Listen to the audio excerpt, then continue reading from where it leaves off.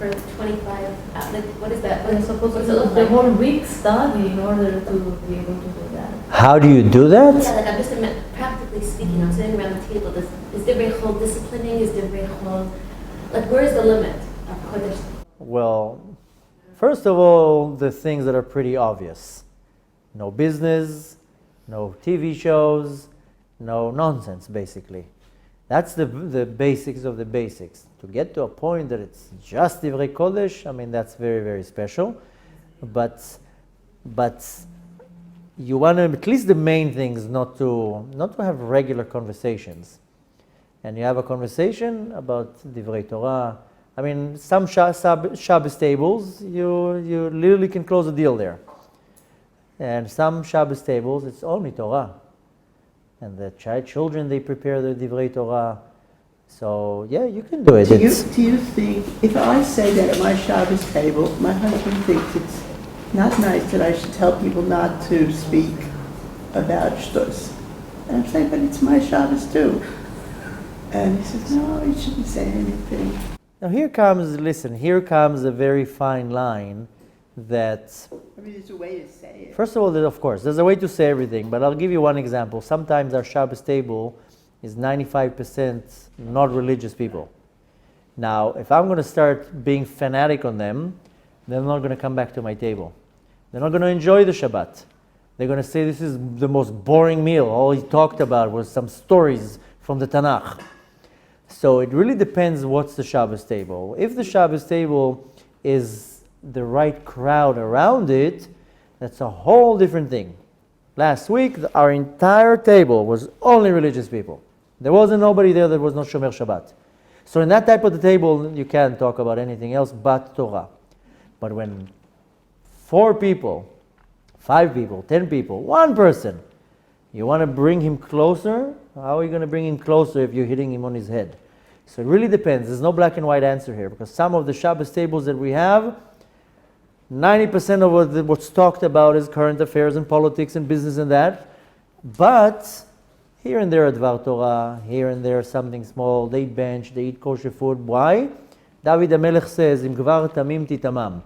If a person is tamim, titamam. You be the same way. Tamim means innocent. Achi mikesh titpatal. Somebody who's stubborn, you come in all sorts of tricky ways.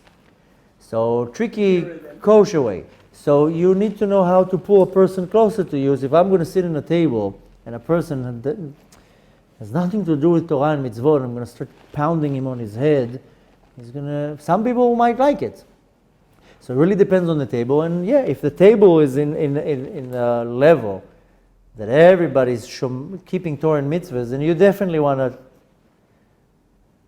keep it holy, and there's a way to do it. I had it so great a few weeks ago when I said something, and so I said, and what something about like what's the parsha where he said this is exactly the parsha, even if it sounds politics.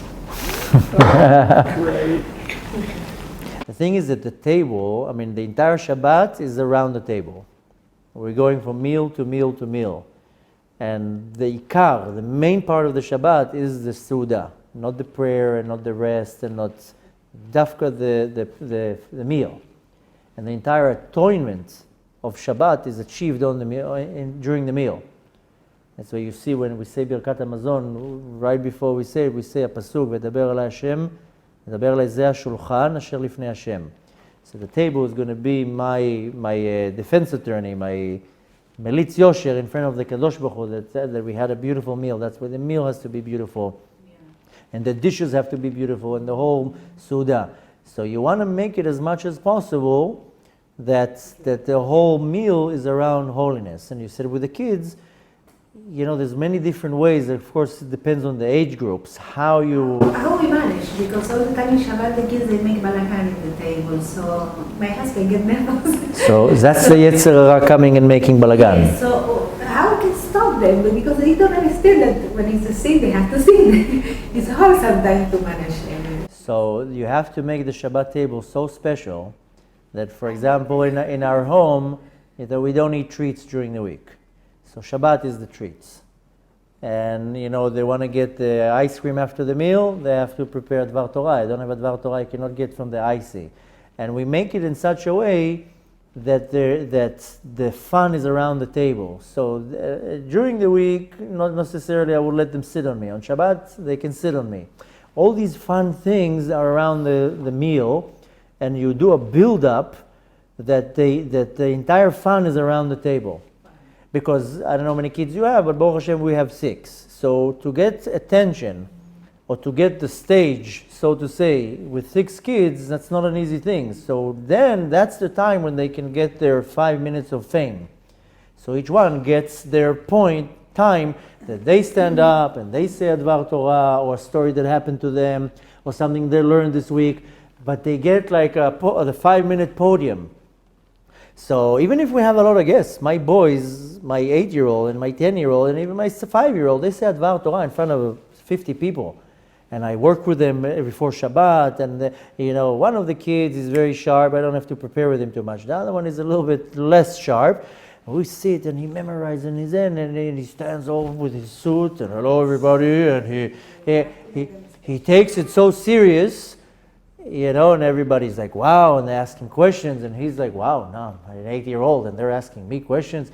So it's all the way how you present the build-up.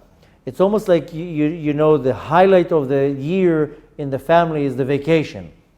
So why? Because it's hyped up. Because, we're going on vacation in 3 months, and all day long you're looking on the internet, we'll take this hotel, no, let's take that hotel, oh, look at that pool, and the hype up. And let's do this, and we're going to do that. So if you hype them up for the Seudat Shabbat, with the ways that how your kids will get hyped up, then you make them excited for the Seudah, for the meal. And you make their favorite food, then you make for Shabbat. And the favorite dessert is for Shabbat. And the treat that they love the most, they get on Shabbat, if they say the Dvar Torah. And it all depends. The thing is that how the parents conduct the ceremony is how serious the kids will take it.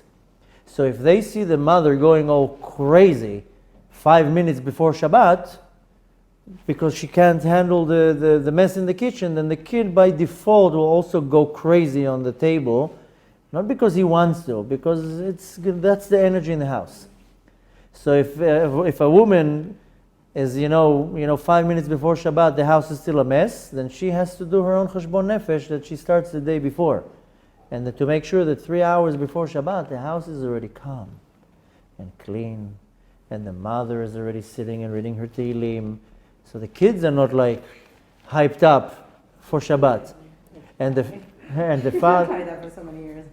So the Yetzer Hara is always going to come and mess up the plans, but also what the father does. Sometimes the father's like, comes in 5 minutes before Shabbat and come 3 hours before Shabbat, help around the house, help clean things around without screaming. Husbands walk in an hour before Shabbat. So the kids, they look how the parents take it, and they don't mimic it deliberately. A kid doesn't go to his room and starts analyzing, okay, mommy was upset, daddy was a little bit annoying, okay, I'm going to be now upset. Kid doesn't analyze the situation, but they work on instincts. So they see that they see the mom all hyped up, so the kid is going to be, but when they see the parents that they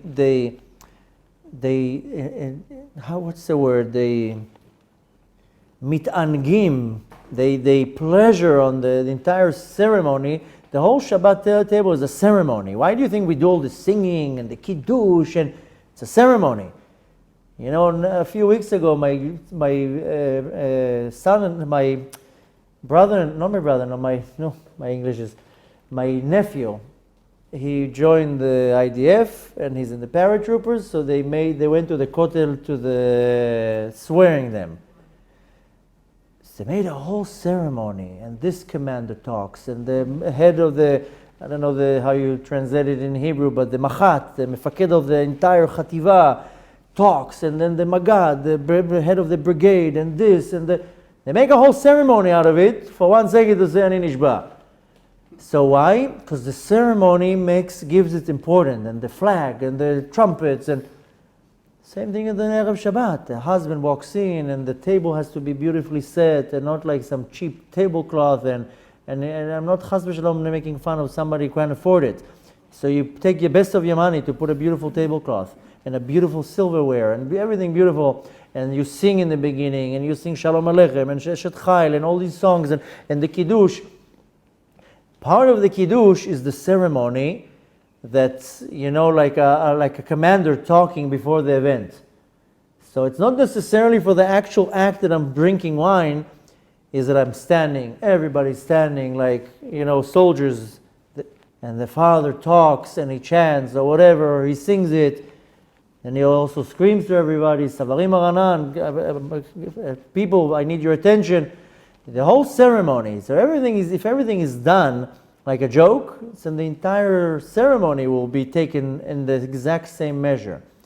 But if you make it like a very special thing, you can do one thing that each child has his special plate, so they get like maybe a name or their special candy on the plate. You can make use your imagination, and it depends on the child's age. I mean, you can't do it to a 17-year-old, but to a 3-year-old, when they get a special seat, I mean, we have a very, very special, like a beautiful china for Shabbat. So the rule in the house, you have to be 8 years old. The build-up for the child to get a plate. No. That won't break. Yeah. So now my 8-year-old became 8. Ooh, now he's getting a fancy plate. So when they're younger, they get a little kid plate. So it's these little things, and you can make, for the little ones, they get excited. So the plates, whether it has their hero that they like, whatever it is, but that's the Shabbat plate. Ooh, I get this, the character. And you use your own imagination what hypes up the kids. If they get hyped up before you go to a water park because they're going to have fun, make sure you hype them up for the Shabbat meal because they're going to get something. They're going to get dressed. So my little girls, they dress, the beautiful Shabbat dress. They don't wear it during the week. So for a little girl, a 3-year-old girl, to wear the ribbon and the shmibin and all these little things, for her, that's the Shabbat is about being dressed all nice. So I'm just throwing all sorts of different ideas, but the whole point in the Shabbat meal is to get everybody together, that everybody gets the attention, and that's why you want to talk about holy things, because if you talk about the job, then the kids will say, that's what you talk about every week. So you want your husband not to say a sophisticated Dvar Torah that your 7-year-old will be like, what is he talking about? So some husbands, they think they need to be so in-depth. Tell them a story. A 7-year-old doesn't want to hear a Dvar Torah. He wants to hear an inspiring, funny story. So it all depends how you conduct it. Some people, their theme is that they want to just be with the family. Some people, they say, no, I want to have a lot of guests. So every way you present it, you have to make it for the kids that it's fun for them. A kid will not want to go to shul because his father told him, come to shul. It's because he gets candies there. And he gets attention from his dad. And he gets to sit next to his dad. And he gets to hold his dad's hand. So you have to be very sophisticated how you're pulling the kid to enjoy it. Now when the kids enjoy the Shabbat, then the entire table is totally different. Now then again, sometimes nature interferes. And sometimes Shabbat is at 10 o'clock at night. And the kids are already cranky. And they're tired. And then they're hungry. Then nature kicks in, and you have to sometimes, so your Shabbat meal is not as perfect as you want. Because Shabbat only starts at 9 o'clock, and the little ones are already half asleep. So you have to be very dynamic in what you can do, so you make the Shabbat meal special, not the Friday. So sometimes, when our kids were much, much more younger, so they would eat, we would accept the Shabbat much, much earlier, so they can have a normal meal and go to bed. So the special meal was Shabbat in the day. So you have to be dynamic in here, and for something what you asked, if one meal they talk about business, so you say, okay, the day meal we talk about business, the Friday meal it's only Divrei Torah. And of course you want to have it as much as possible holy and special. So it all depends how do you call the guy that goes like that? The conductor? Okay, so you're the conductor. Everybody else, they play the instruments, you the conductor. If you conduct the Shabbat table how you want it to, and of course everything is easier said than done, but that's why you have a partner, and you discuss with the partner the day before the event, okay, how is our Shabbat table going to look like? Is our Shabbat table going to look like a beautiful, holy table, or is it going to be a business meeting and a board meeting between all the executives? So that's why Kadosh Baruch Hu gave you a partner, and how you set your bed. Mi she'tarach be'erev Shabbat, yuchal b'Shabbat. Whoever toiled on Erev Shabbat, on Friday morning, will eat on Shabbat. So it's not only the chunt, it's how you prepare the entire Shabbat. So yeah, if you have young kids, there are so many ways how to get the kids all excited. We used to buy balloons on Friday, so the little ones will get a balloon on their chair. Now for a 3-year-old to get a balloon on a meal, a whole hour looking at the balloon. And now in the subconscious of the child, Shabbat meal is the best meal, I got a balloon. So for a 3-year-old it works good. For the 4-year-old already, it's not already a balloon. And 5-year-old is, but you put it to them when they're already young, then it already grows in them, the excitement. You want to bring excitement into the Torah and mitzvot by kids. If they don't have excitement, they're not going to want to do anything. And the excitement starts with you are excited. If you're not excited, the kid will never be excited. Because our kids are our shadow. So if they see you and your husband all screaming and tension and fighting and mess and balagan, and so the kid is like, who needs this headache? I don't need this. But if the child sees the parents excited, then by default they'll be excited too. If a child sees his father 3 hours before Shabbat fixing things away, shutting everything down, putting everything away in an exciting way, the child will be like, wow, look at that. Look how he's getting excited. And if the child sees the husband excited, to watch the football game 2 minutes before Shabbat, to the last minute, then the child is like, what's the excitement here? So it all depends how you prepare everything. If you prepare everything the right way, then the fruits that you reap will be just as your preparation. So the preparation sometimes is more important than the actual act. And yes, you want to bring it to a point that everything is around the Shabbat table and it's special, and you use your own imagination. You want to buy presents to the kids, they get them on Friday. We used to do that too. The kids will get a present on Friday. Wow, Shabbat, I get a present. The problem in our generation is that the kids, they get everything on a daily basis. So you want to put them on a diet and give it to them on Friday and Saturday. That all the presents, all the treats, the lollipops, the candies, it's all Shabbat. During the week, get fruit, get vegetables. So, and all the rewards. I mean, we our kids, they come they get from their schools, it depends on the school, but they get like a report. Not a report, a tuda, like what they did the whole week and how they participated and blah, blah, blah. So each child get a 5-minute review. Okay, show me what you did, what you learned, what the child, first of all, the child says, oh, my father actually cares about what I did. So, and in most cases, they'll be proud to say what they did, and I learned that, and I learned this. And we try to make a discussion between the kids. So listen, of course, nothing is always as pink and beautiful as I'm painting it. But you want to at least strive, and it starts with how you and your husband prepare for everything. You do it the right way, then there's a much greater chance. And of course, listen, that you can't blame a 4-year-old when it's 10 o'clock at night to sit calm. And I mean, there's always nature that will kick in. But you want to do as much as you can. And if you see that the Friday night is the harder one, then do the Shabbat one. And you want to make it nice, so our Shabbat meal we always eat outside, and we make it more special, and we do a party for the kids. That's when they get all their treats. So you have to plan it the right way. The reward that you will reap from that is kids that love Torah and mitzvot. They love Shabbat because they get to enjoy every little part of it. And yeah, it's a lot of effort because sometimes you want to go to rest, you want to sleep, or you had a whole week of The husband comes to Shabbat, the head is just sit and relax. So, but we want to do as much as we can because our kids are our future, and if we bring them up the right way, that's the nachat. Is only our kids. So the real nachat is when the kids are happy and they're healthy and they're in their right mind, and they can be independent at some point, and I don't have to be worrying about them because they're not going to be able to.